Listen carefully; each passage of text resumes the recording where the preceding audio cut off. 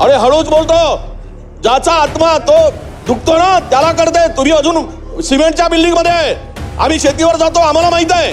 हे थट्टा चालली अध्यक्ष महोदय, हे थट्टा चालली अध्यक्ष महोदय. हे काहीतरी हे खरे नाही, ते खरे नाही. का खरे नाही? 4,000 रुपये सोयाबीन भाव खरेदी केला जात नाही. आमचे डोळे फुटलेत. खोटं काय सांगताय? दिशाभूल का करताय? तुमचे तोंड काय भाजले होते काय इतक्या वेळ बोलत असताना? तुमचे तोंड काय भाजले होते काय इतक्या वेळ बोलत असताना?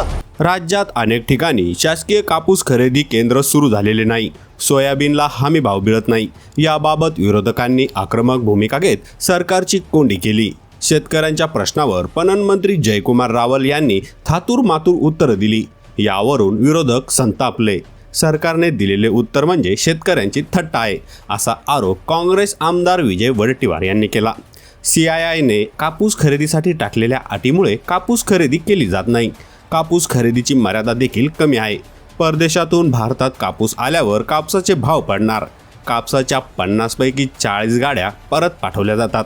शेतकरी काय करणार? दुसरीकडे सोयाबीन खरेदी केंद्रावर 5,300 रुपयाने सोयाबीनची खरेदी होत नाही. मंत्री बिल्डिंगमध्ये बसतात.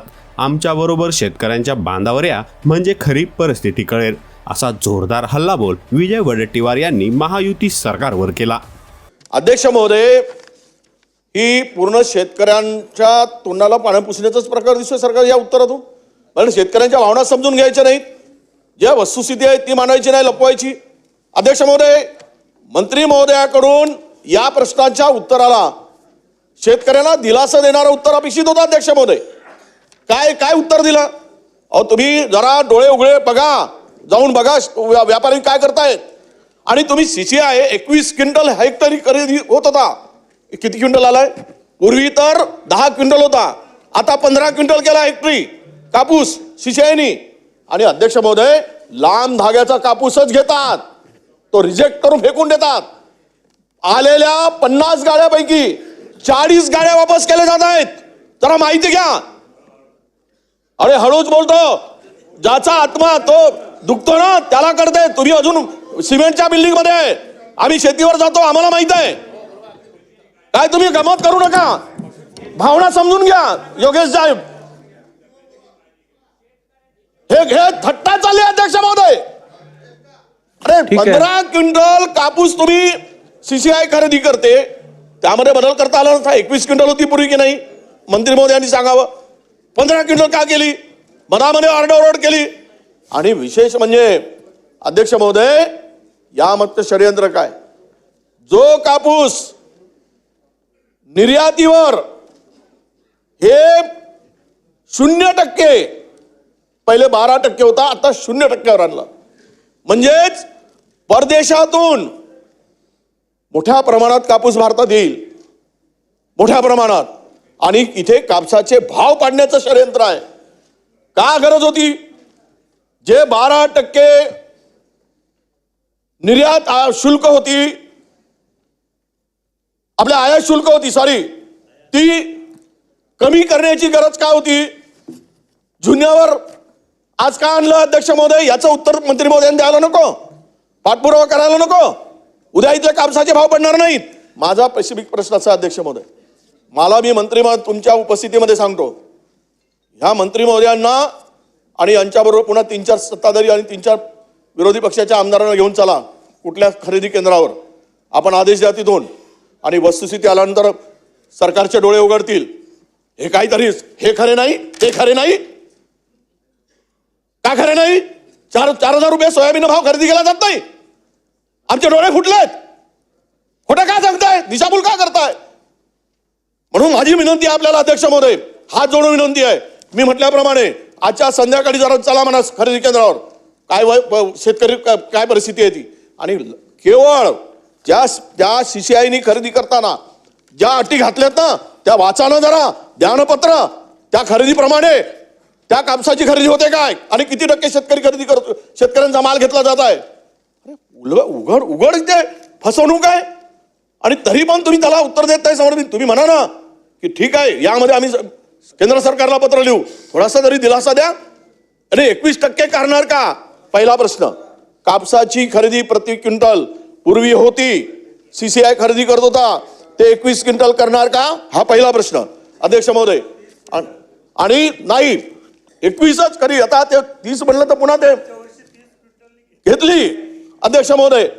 पण आम्ही किमान ते करणार का, याचा पहिला प्रश्नाचं उत्तर अध्यक्ष महोदय. दुसरा, सोयाबीनचे केंद्र खरेदी केले म्हणून सांगताय तुम्ही. अरे सरसट लूट चालली आहे, सरसकट. आणि त्यावर मोठ्या प्रमाणात उद्योगपती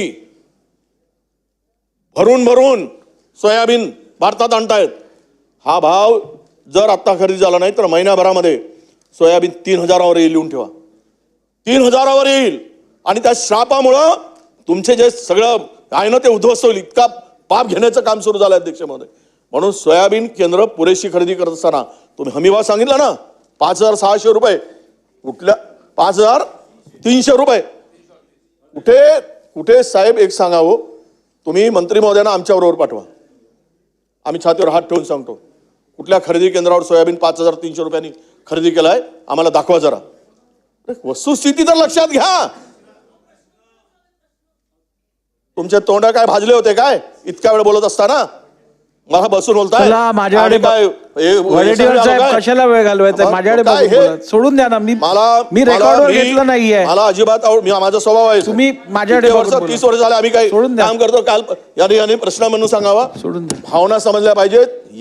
या ठिकाणी अध्यक्ष महोदय, हे मंत्री महोदयांनी प्रश्नाला उत्तर देत असताना माझी पहिला प्रश्न मी विचारला, विषय महत्वाचा आहे, जरा पहिला प्रश्न विचारला. मी पुन्हा विचारतोय की कापसाची जे काही CCI मर्यादा आहे ती वाढवून मिळेल का? पहिला प्रश्न. दुसरा प्रश्न, आयातीवर 0% आयात कर केलेला आहे 12%वरून, तो कमी करण्यासाठी राज्य सरकार काय प्रयत्न करेल? हा दुसरा प्रश्न. वाढवण्यासाठी काय प्रयत्न करेल? हा दुसरा प्रश्न अध्यक्ष महोदय. आणि तिसरा प्रश्न महत्वाचा की सोयाबीनच्या जे केंद्रावर सोयाबीन आल्यानंतर मी तुम्हाला यावर्षी अतिवृष्टीमुळे सोयाबीन पूर्णतः अनेक ठिकाणी खराब झाला, काही ठिकाणी सोयाबीनची क्वालिटी खराब झाली. मी तुम्हाला मंत्री महोदय या सभागृहामध्ये सांगतोय आणि इमानतद्वारे सांगतोय अध्यक्ष महोदय, 70% सोयाबीन वापस केला जात आहे. 70% घेतलाच जात नाही. रडतायत जरा, तुमच्या डोळ्यात मध्ये तरी थोडी तरी असो येऊ द्या त्यांच्या भावना समजून. एकीकडे असा उद्ध्वस्त झालाय म्हणून सरसकट सोयाबीन हमी भावानं खरेदी होण्यासाठी सरकार काय उपाययोजना करेल हे सुद्धा उत्तर आम्हाला अपेक्षित आहे अध्यक्ष महोदय. हे 3 प्रश्न माझे आहेत आणि 4था प्रश्न विचारण्यासाठी मला पुन्हा एकदा संधी द्यावी अशी आपल्याला विनंती आहे अध्यक्ष महोदय.